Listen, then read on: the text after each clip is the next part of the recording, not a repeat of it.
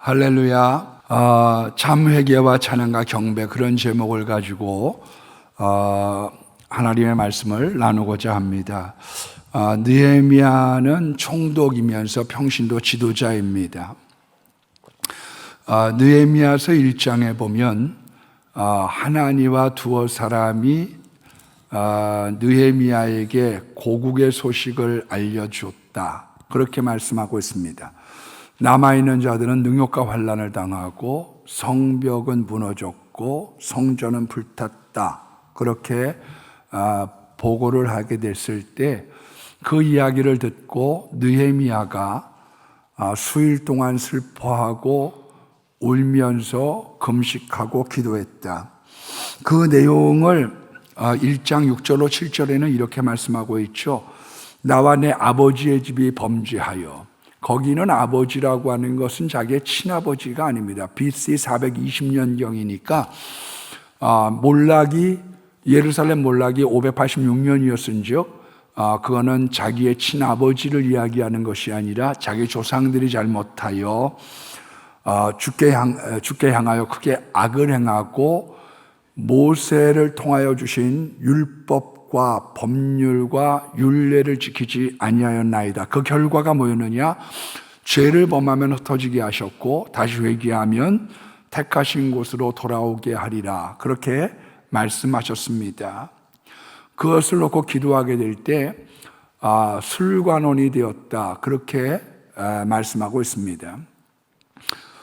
바사 시대, 바사 제국이라고 하는 곳에 임금의 음식에 독이 들어간 날을 감별하고 있는 술관원이라는 높은 직책에 올라갔음에도 불구하고 그 좋은 자리를 버리고 고국의 이 험지를 향하여 이스라엘 백성들을 데리고 성벽을 재건하러 느헤미야가 왕께 말씀을 드리는 가운데 허락을 받고 출발을 하게 됩니다.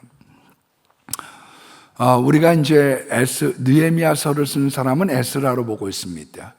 왜냐하면 히브리 원전에는 한 권으로 되어져 있고 셉투아긴타라고 얘기하는 헬라어 성경, BC 1세기에 지어졌던 가장 권위 있는 성경에서는 에스라 1, 에스라 2 이렇게 기록이 되어져 있는데, 그런 것을 보면 에스라라고 하는 사람이 이 두 권의 책을 썼던 것을 볼 수가 있습니다.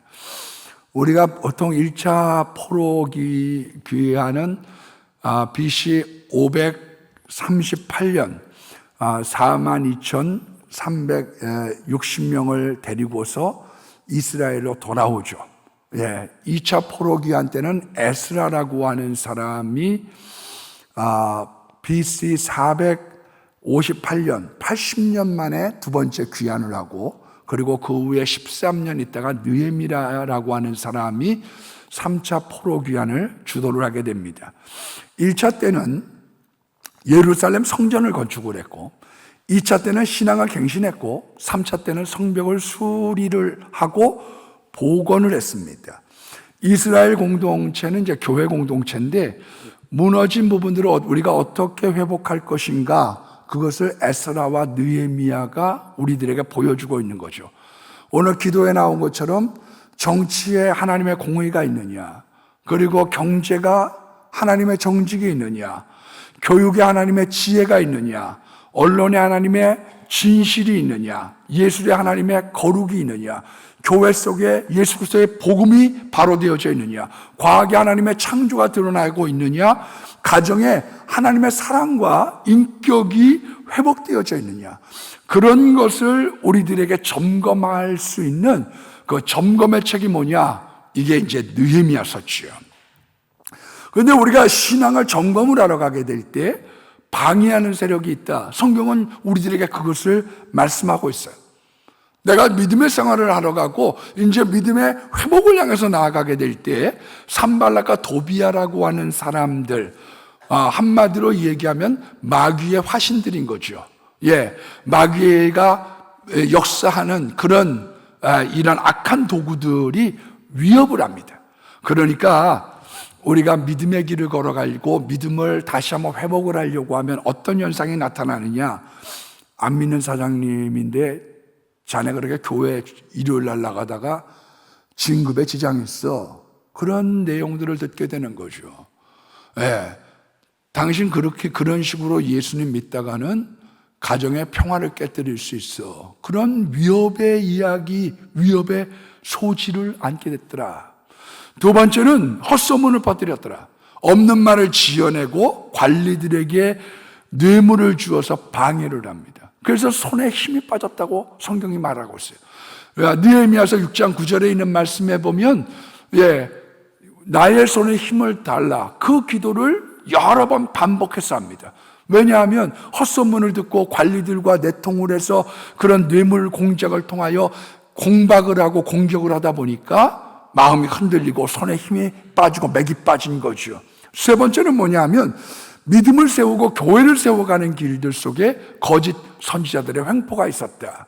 그래서 가까운 친구를 통해서 거짓 예언을 통하여 마음을 흔들어 놓는데 그것이 관계인 줄 알고 파악을 했다. 네 번째는 뭐냐면 내부의 불만 세력들이 생겨나기 시작했습니다. 우리가 믿음 생활 잘하려고 이제 자기가 있던 처소를 정리해서 막상 예루살렘, 이스라엘 땅에 와서 보니까 여기는 황폐하고 무슨 장사를 할 수 있는 것도 아니고 이 농토는 황폐해 있고 그러다 보니까 거기 있는 민장들, 거기 있는 돈 있는 사람들에게 돈을 꿨는데 이자가 12%인 거죠. 그러니까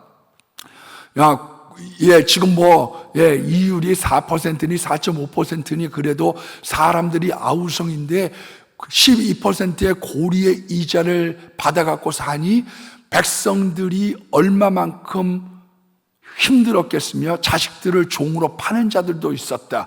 그러니까 외적으로나 내적으로나 굉장히 곤고한 가운데 신앙을 재건하려고 합니다. 여러분, 부흥을 주도하려고 했던 두 명의 사람이죠. 하나는 에스라라고 하는 것은 영적 지도자로, 느헤미야라고 하는 사람은 정치적인 지도자로, 에스라의 영성과 느헤미야의 열정을 합해서 시너지 효과가 나는 가운데 하나님의 교회를 세워가고 하나님의 나라를 갖다가 복되게 하는 그런 일들을 감당하는 곳에 느헤미야라는 사람이 중심에 있고 또한 그런 마음을 갖고 교회 회복을 놓고 썼던 것을 볼 수가 있습니다. 이 두 사람들이 의가 투합해가지고 초막절을 섬기게 되는데 그 초막절을 어떻게 보내느냐 하면 8일 동안 지키잖아요. 7월 15일부터 8일 동안 지키는데 사경회를 했죠. 아침서부터 정오까지 6시간 동안 서서 하나님의 말씀을 듣고 자복하고 울며 회개했습니다. 그런데 이것으로 끝나지 않고 예배를 드리고 난 다음에 마음이 뜨거워지고 마음에 말씀의 사모함이 더 있다 보니까 오늘 성경 읽어드렸던 본문이 뭐냐 하면 29날 그러니까 7월 24일에 부흥회를 연장을 한 거죠. 우리가 말씀만 가지고 하는 거는 뭐냐 하면은 사경회라고 얘기하고 말씀과 기도를 겸한 것을 뭐라고 얘기하느냐면 부흥회라고 얘기를 하는데 낮에 4분의 1, 그러니까 12시간에 3시간은 말씀을 율법을 연구하고 나머지 또한 낮에 4분의 1, 3시간은 자복하고 회개했다. 그러니까 말씀과 기도로 6시간 동안을 보내는 부흥회를 했던 거죠. 왜냐? 신앙을 세우고 가정을 세우고 경제를 세우고 정치를 세우고 이웃을 세우고 교회를 세우고 나라를 세우는 그런 신앙의 갱신의 운동, 여기로부터 우리의 주변과 우리의 나라와 교회와 자기 자신을 세우려고 하는 신앙 회복의 운동을 느헤미야가 그리고 에스라가 연합하여 진행한 것을 볼 수가 있습니다. 그래서 이 사람들의 7월 24일 날 우리 본문을 봐서 들어가면 이 사람들은 1절에 뭐라고 얘기하느냐 하면 어떻게 신앙의 갱신의 운동을 갖다가 펼쳐나가느냐. 첫 번째가 이방인들과 절교를 하는 거예요. 세상 것들과는 끊고 내가 주님만 바라보겠습니다. 우리로 따지면 나 텔레비 안 보고 나 요번에는 핸드폰도 좀 꺼놓고 그리고 뭐 개모임이나 동창 모임 이런 것들을 단절한 채 내가 하나님만을 바라보나이다. 우리가 나가서 자꾸 군것질을 하고 나면 밥맛이 없거든요. 그래서 우리들에게 하나님께서 요구하셨던 그 뜻을 부음에 따라서 어떤 자세를 갖고 있느냐? 이방인들과 절교하는 거죠. 세상적인 이야기, 여러 가지 복잡하다는 정치 이야기, 이런 것들로부터 절교하고, 그리고 교회가 교회다워지기를 원했던 겁니다. 여러분, 교회는 정말로 하나님이 주시는 은혜의 거룩한 물들이 흘러야 됩니다. 그래야 생명수가 흐르는 거죠. 생명수의 물 가운데 세속적이고 타락한 것들이 아니라 하나님의 진리의 샘물들이 여기에서 흘러넘치기를 원하는 거예요. 저는 우리 교회에 대해서 굉장히 감사하는 것 중에 하나가, 그래도 우리 교회는 상당히 거룩성을 유지하려고 애를 쓰고 있다. 전 그렇게 보여져요. 모여가지고 무슨 우리 집사님들이나 무슨 중직자들이 술 모임을 가졌다, 그런 거를 전 거의 들어본 적이 없어요. 들어본 적이 없습니다. 감사한 일이죠. 그런 교회들이 꽤 있나요? 우리 서집사님이 웃으시는 거 보니까 그런 것 같아요. 찬양하고 부르고, 페스티벌하고 끝나고, 우리 위하여 한잔하자, 이러는 모임들이 적지 않은 거죠. 근데 적어도 우리 교회라고 하는 이 테두리 속에서 사람들이 거룩하게 보내려고 하더라. 아이들도 그런 것 같아요. 요번에 이제 수련회 여름에 했습니다만은 교회에서 있고 싶어요. 그래서 텐트를 쳐줬더니 걔네들이 기도하고 싶어요. 그러더니 기도를 갖다 손붙잡고 하는데 막 방언도 터지고 회개도 하고 눈물도 하고, 그런 걸 보면 참 굉장히 감사한 일이다, 그런 생각을 갖습니다. 여러분, 교회가 때가 묻고 세상적이 되면 사실 새가족들이 와가지고 정착하지 않습니다. 왜냐하면 교회는 뭔가 다른 걸 기대해요. 잘해주는 걸로야 얼마 가겠어요, 여러분. 아니, 내가 내 자식에게 잘해줘도 그게 한계가 있는 건데, 내가 남에게 잘해주는 거야 맨 처음에 와서 우리 우산 하나 드리고, 그리고 난 다음에 사가족 부장에 전화하고 그러면서 돌보고 케어링하고 구역, 그런 정도인 것이지 잘해주는 걸로야 얼만큼을 가겠어요. 제일 중요한 게 뭐냐면 사람들이 교회에 나와서 하나님의 임재의식을 느껴야 돼요. 나 이 교회에 왔더니 여기는 하나님이 계셔. 그걸 느껴야 돼. 여기 와서 나 기도하고 싶고, 여기 와서 나 기도했더니 눈물이 나고 내가 마음이 기뻐지고 평안해져. 여러분, 하나님의 임재의식이 있다는 게 굉장히 중요한 거예요. 우리가 한 세대, 두 세대 전으로 돌아가면 왜 젊은 사람들이 시시스로 많이 빠져나가느냐? 교회에서 싸움하고, 그리고 술판도 있고 벌이 되지 않는 것들을 보게 되면서 좀 더 경건한 쪽을 향해서 가고 싶었던 거죠. 엄밀하게 따지면 요즘에 왜 젊은 사람들이 없다고 하지만 실질적으로 젊은 사람들이 신천지에 얼마나 바글바글한데요. 여기 서대전 공원에서 중고등학교 아이들 집회 하면은요 끝이 안 보여요. 얼마나 사람들이 3, 3, 5로 계속 행진을 하는지 엄청난 시간을 진행을 해요. 왜 그러느냐? 그 마음 가운데 아이들이나 어른들이나 교회는 세상과 다른 구별된 뭐가 있기를 원했던 거지요. 그렇기 때문에 여러분들이 교회 생활을 하고 우리가 부흥회를 준비하고 하나님의 예배를 드리게 될 때, 교회 생활을 하게 될 때 제일 먼저 세상적인 일들을 끊었다, 그렇게 얘기를 하고 있습니다.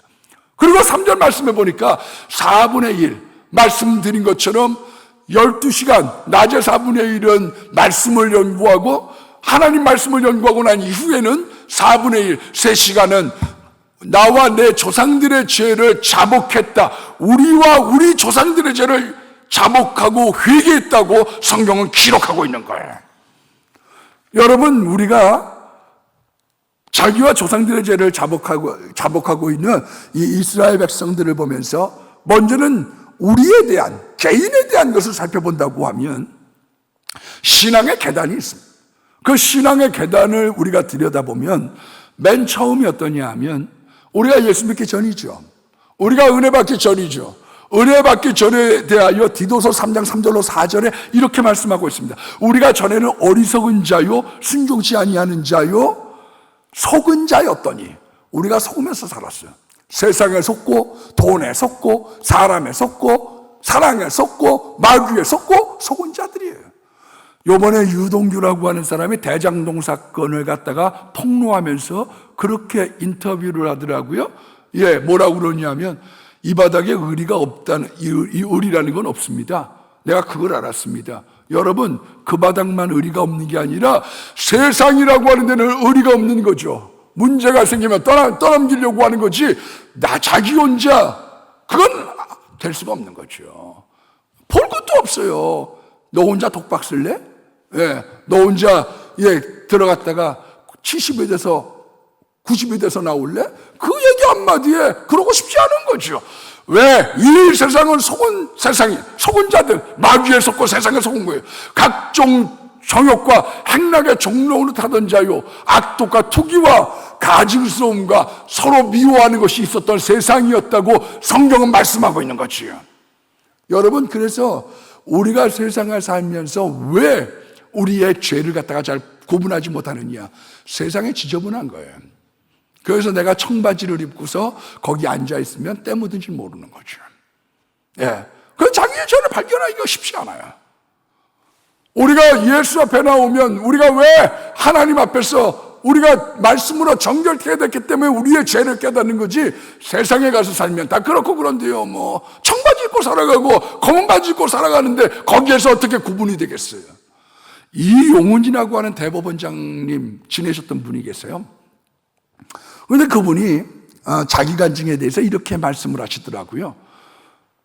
자기가 대학교 4학년 때 고시를 합격했습니다. 칭찬과 사랑을 한 몸에 받았어요. 예. 뭐 무슨 연유인지 이제 교회를 한 10년쯤 다니게 됐을 때, 국비로 독일 유학을 갈 수 있는 계기가 생겼어요.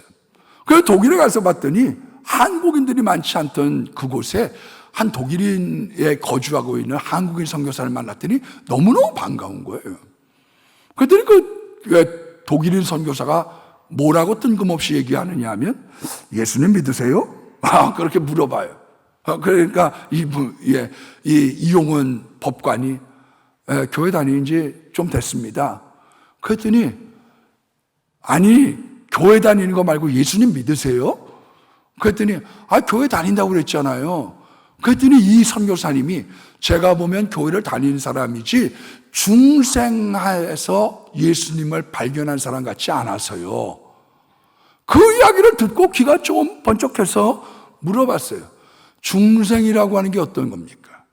그랬더니 자기의 죄를 고백하고 나면 마음에 하늘의 기쁨이 밀려들기 시작하는데 그 기쁨이 증거입니다. 그래서 죄를 자백하라고 얘기를 하는데, 아무리 생각해도 자기가 공부만 열심히 해서 법관 되고 충실하게 살았던 거 외로는 죄진 것이 별로 없어.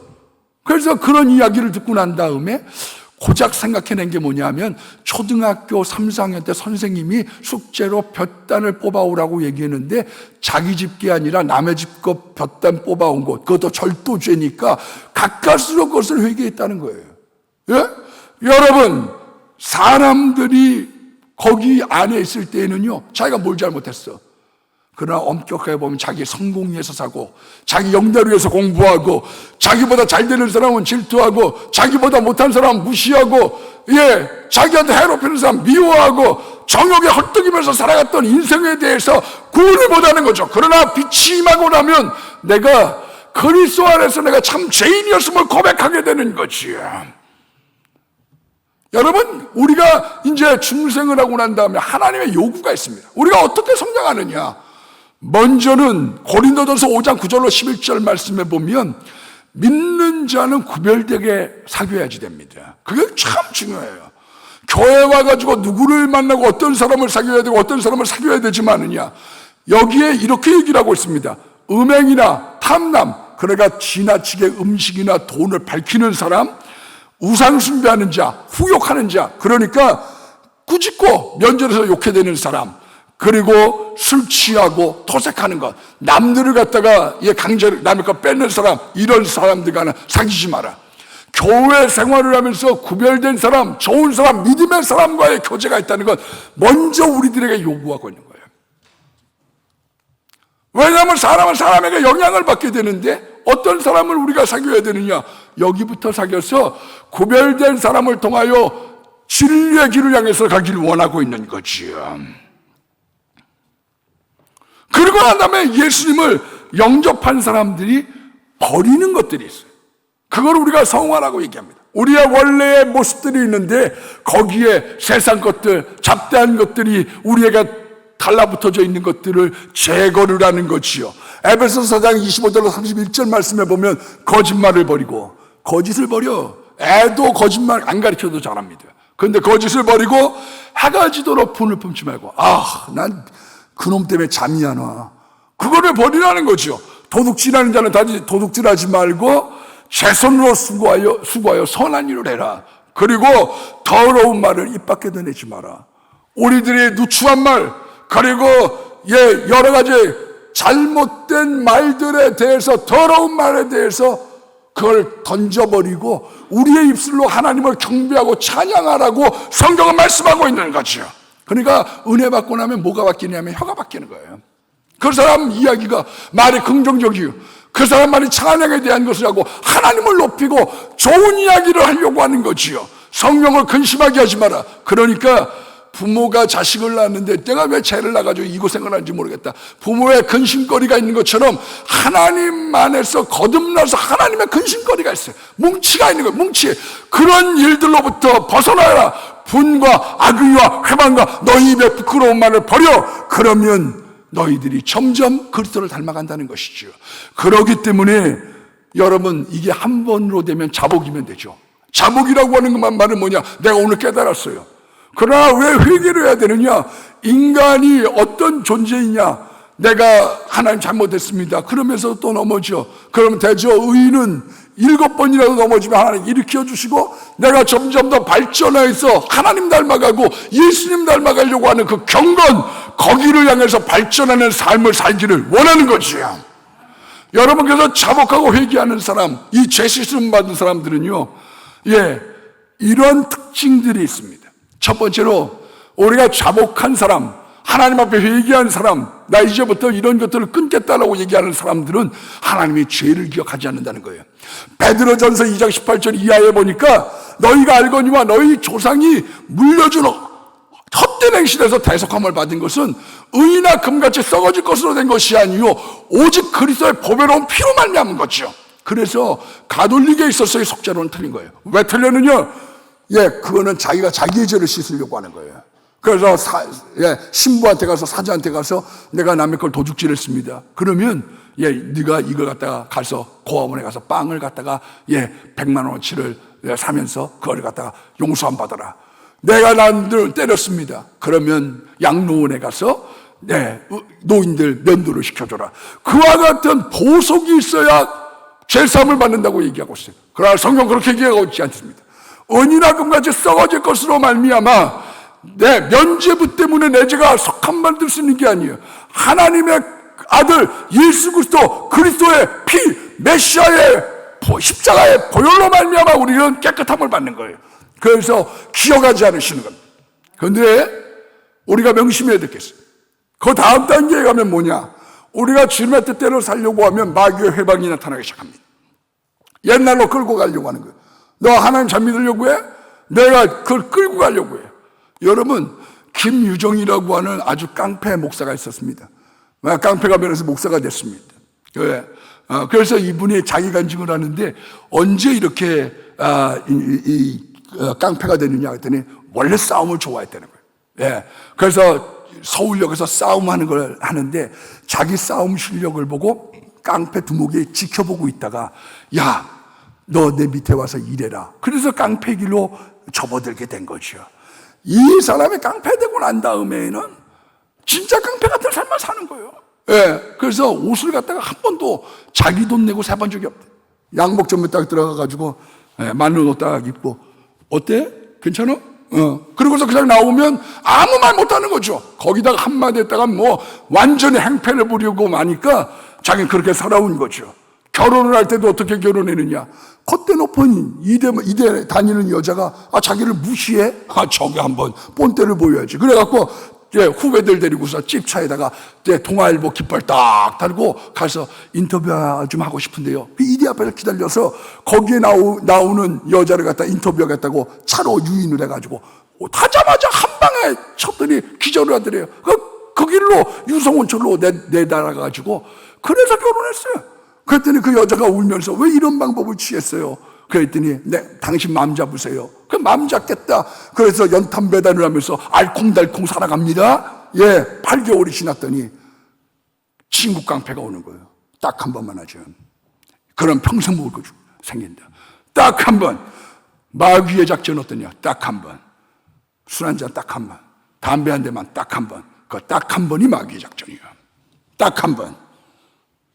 그래서 딱 한 번 가서 싸움해가지고 돈을 챙겨서 마음 잡고 살려고 했는데 그날 너무 두들겨 맞아가지고 병원에 다리가 부러져서 입원을 하는데 핸드폰이 없던 시절이니까 집에다가 연락을 못 하는 거예요. 집에다 연락을. 그리고서 퇴원을 해가지고 8개월 만에 갔더니 아내가 떠나가 있어요. 그래서 마귀는 어떻게 하느냐? 와서 유혹을 하기 시작하는 거죠. 딱 한 번. 이 사람은 살인도 범했어요. 그래서 감옥에 가가지고 회개하고 나와서 이제 바른 마음 잡고 살려고 합니다. 그랬더니 깡패들이 내밀어두지 않는 거예요. 여기저기 잡아가지고 잡아 죽이려고. 그러니까 마귀는 어떻게 하느냐? 우리를 잡아 죽이려고 계속해서 안 믿는 자들을 추적을 하려고 하는 이 가락한 마귀가 있는 거예요. 그래서 산에 가가지고 아무도 없는 조그만 그런 몇 명 안 되는 그 교회에서 숨어서 지내는데 몇 개월 지냈더니 수소문해서 자기를 찾으러 왔더래요. 걔네들 말로 튄 거죠.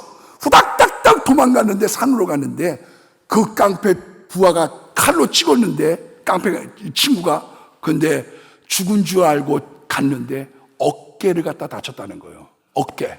그래서 거기에 어깨에 이제 팔이 올라가지 않으니 어떡해요? 신학을 들어갔는데 배운 게 깡패짓이고 그리고 이제 팔을 못 쓰고 신학은 하고 할 게 있어요? 그래서 조맥장수를 하면서 돌아다닙니다. 그래서 옛날에 카바레라고 그래요. 그런 술집에 가가지고 친구들한테 후배들한테 이야기를 하면서 도와달라고 얘기하는데 어느 날 남 모르는 후배들한테 엄청 얻어맞는 거죠. 여러분 야곱처럼요 나쁜 것을 심으면 거둘 때가 옵니다. 그게 성경의 이야기예요. 사람은 왜 좋은 걸 심어야 되느냐? 나쁜 것을 거두면 너도 당해버릴 날이 오거든요. 너도 나가는 날이.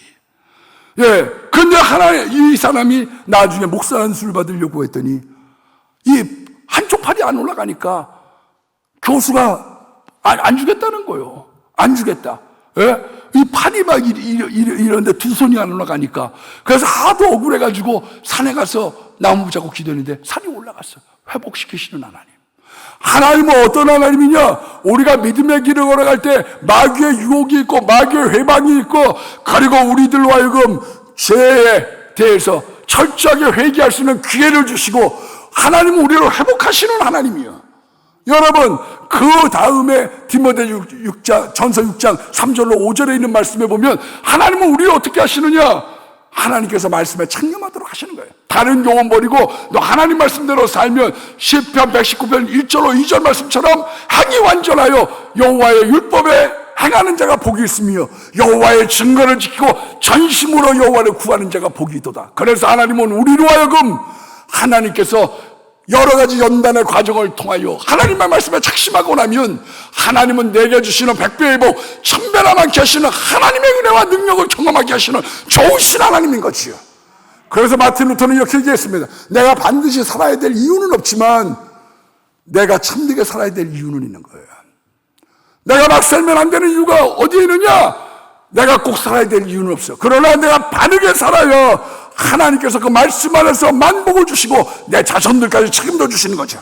그래서 로버트 보일이라고 하는 사람은 자기를 부인하는 것이 거룩한 교제라는 거예요. self denial. 내가 없어지고 예수가 사는 거예요. 그런 삶을 통하여 하나님께서 우리를 동반자 삼아 나는 죽고 예수가 사는 그 삶 안에 하나님의 기쁨과 평안을 맛보고 행복의 새 에덴으로 인도한다고 말씀하고 있는 거죠. 그게 우리 믿는 사람들의 신앙의 과정인 거예요. 그래서 하나님께서 돌아오게 하시고 우리를 회복시키시고 우리로 하여금 연단 이후에 많은 좋은 것을 주시려고 하는 참 좋으신 하나님, 그 하나님 앞에 내가 우리와 우리 조상들의 허물을 자복하고 회개한 거죠. 두 번째, 조상들의 죄를 자복했어요. 죄의 유전성, 죄의 결과의 유전성이 있습니다. 어떤 분들은 그런 얘기를 해요. 죄를 갖다가 조상들이 잘못했다고 내가 그걸 물려받는 것은 올바르지 않다. 그거는 예수 믿기 전에 나타난 것은 인정한다. 그렇게 이야기를 해요. 맞습니다. 일반 마태복음 27장 25절의 말씀을 보니까 십자가에 못 박았던 이스라엘 백성들이 다 대답하여 이르되 그 피를 우리와 우리 후손들에게 돌리소서. 그것 때문에 그들뿐만 아니라 그들의 후손들이 얼마나 인간대접 못 받으면서 정말로 처참한 인생을 살았어요. 그건 맞는 말이에요. 그리고 그 사람들이 죽어있는 그런 증빙기절이 에스겔서 18장 2절에 있는 말씀이죠. 이스라엘의 속담에 아버지가 심포도를 먹었다고 그 어찌 아들에게 시다고 하기가 있느냐. 각각 자기의 죄로 보응을 받는다. 그렇게 증빙기절을 이야기하고 있습니다. 그러나 꼭 그런 것만은 아니에요. 하나님께서 우리의 모든 잘못을 내가 잘못하고 난 다음에 하나님께 내가 돌아와서 예수를 발견해서 내가 자복하면 하나님께서 과거의 것들을 기억하지 않으시고 더 말하셔서 우리로 하여금 그 죄를 묻지 않은 사랑의 하나님인 건 분명합니다. 그래서 가라. 그리고 다시는 죄짓지 말라. 그러고서 보내셨어. 너 이런 잘못했다, 너 저런 잘못했다, 그걸 따지지 않으신 하나님이요. 그러나 믿는 자들이 잘못한 건 그렇지 않아요. 그거는 성경이 그렇게 얘기하고 있지 않습니다. 여러분, 엘리라고 하는 사람의 집에 저주가 내렸습니다. 하나님이 나타나시고 또한 사무엘에게도 나타나셔서 두 번이나 엘리에게 하나님이 직접 또 사람을 통해서 이렇게 하지 마, 네 자식 교육 잘 시켜, 너 하나님의 믿음 안에 이 나라를 바로 세워, 그 이야기를 했는데도 자식들의 방탕과 그로 말미암아 나라의 몰락을 방관했던 이 엘리 집에 저주가 내렸습니다. 너희 집에 노인이 없을 거다. 그 다음에 있었던 게 뭐냐, 네 자손들 후손들의 제사장들이 떡 한 조각을 위해서 예배를 부탁하게 되리라. 제사를 드리게 해달라고 간구하는 거렁뱅이 목사가 되게 하겠다. 얼마든지 오늘날로 따지면, 야, 김 목사, 나 요즘에 쌀이 떨어졌어. 박 목사님, 나 요번에 아무것도 생활비가 없어. 와가지고, 요번에 집회 한번 할 수 있도록, 헌신 예배 한번 인도하도록 해줘. 30만 원, 50만 원 줘. 그러면 나 쌀을 살게. 그런 존재로 만들겠다는 것이죠.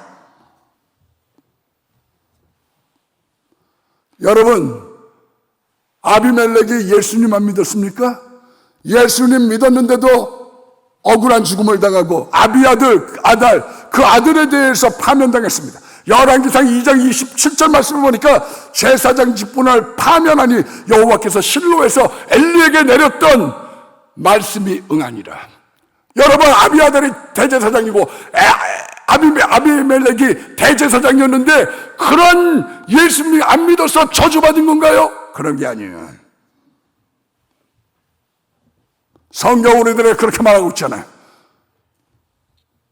여러분, 다윗이 회개했음에도 불구하고 다윗이 회개하고 난 다음에 마귀의 해방이 있어서 자식이 죽었고 너희의 집에 칼이 떠나지 않는다고 했는데 회개한다고 다음에 암논이 죽고 그리고 압살롬이 죽고 아도니아가 죽고 가정의 풍파가 끊이지 않았어요. 그래서 우리가 죄를 무서워해야 되는 거예요. 우리가 생각나서 회개하여 하나님 앞에 나아가려고 하면 하나님 우리 도우셔. 우리가 죄 안 범한 존재가 아니에요. 우리는 죄 범하는 존재예요. 그렇기 때문에 자복으로 끝나지 않는 거죠. 왜? 하나님께서 그래, 너 잘못했지만 네가 일어서서 바른 길을 걸어가려고 하는구나. 내가 도와주고 힘을 줘. 그러나 하나님의 말씀에서 벗어나서 하나님의 바운더리를 넘어가며 하나님의 저주는 있다고 성경은 분명하게 말씀하고 있는 것이야. 한 번 돼서 되면 못하라 회개가 필요하고 한 번 돼서 다 되면 왜 십자가를 의지하면서 우리가 살아야 됩니까? 교통사고 많은 난 지역에 있는 거예요. 조상에 물려받은 질병이 있어. 난 몸이 약해. 내게 혈기가 있어. 우리 가족은 바람 피는 게 많아. 우리 가족은 아버지가 술 마셨는데 나도 두 줍을 싸야. 이와 같은 위로부터 임했던 그런 모든 일들을 나와 내 아버지, 내 조상들에게 있었던 것을 끊어버리고 그 허물과 잘못된 것을 기도하는 가운데 내가 바로 살아갈 때 하나님께서 복 주시고 100배나 좋게 하시는 것입니다. 왜 우리가 하나님을 의지하며 살아가야 됩니까? 왜 우리가 십자가를 의지하며 살아가야 됩니까? 먼저는 하나님의 영광을 위하여 사는 게 쉽지 않기 때문에 그래요. 믿음으로 사는 길들이 쉽지 않아요.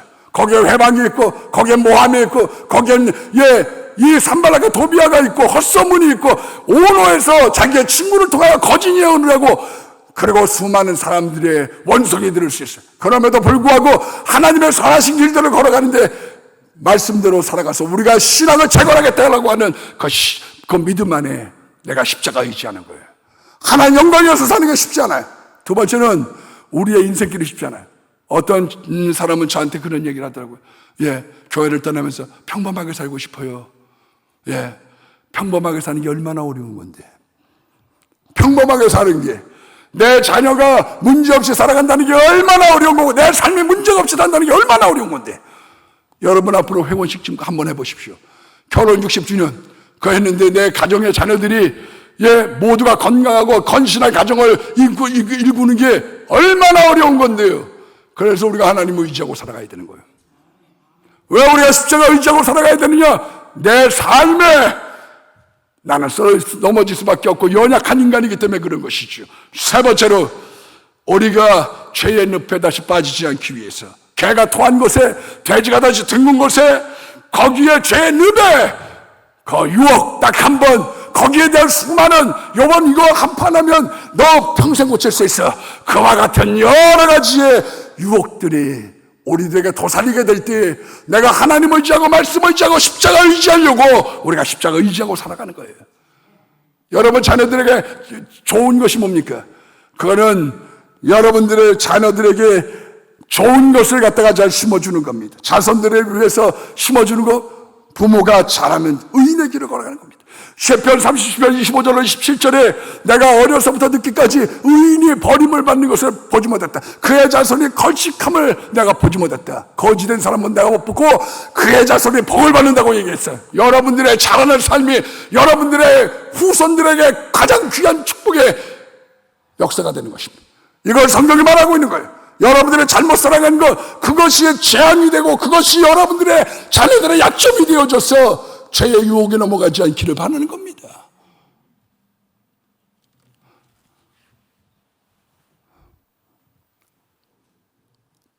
총회에서 죄의 유전성이 없다고 그랬고 사과치고 막 그랬어요. 그걸 성경을 갖다가 어설피하는 사람들이 하는 얘기죠. 아비멜렉이 예수 안 믿어서 저주받았습니까? 우리가 돌이켜서 하나님의 말씀을 들으면 만배의 복을 주시고 자선만배 복 주시는 하나님의 말씀 안에 우리가 살아가는 것이지요. 외람된 얘기지만 저는 우리 딸한테 그런 얘기합니다.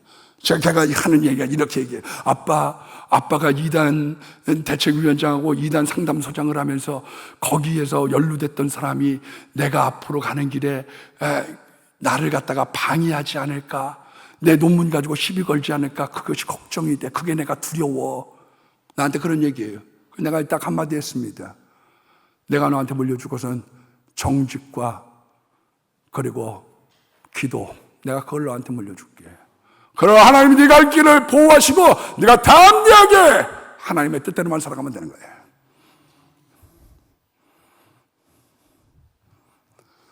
이 세상에 하나님이 나를 위하시면 누가 나를 대적하겠습니까? 하나님이 나를 위하시면 이 세상에 그 어떤 사람이 나를 대적하겠습니까? 오늘 여러분들의 삶 속에 여러분 자신과 자신의 조상들의 허물을 자복하고 회개했던 이스라엘 민족, 그들의 회개가 바뀌어서 눈물이 되고 금식이 되고 찬양이 되고 경배가 됐던 것처럼 저는 우리 교인들의 인생 속에 하나님의 영광이 드러나고 십자가 의지하며 살아가는 하나님의 축복이 있기를 예수의 이름으로 축원합니다.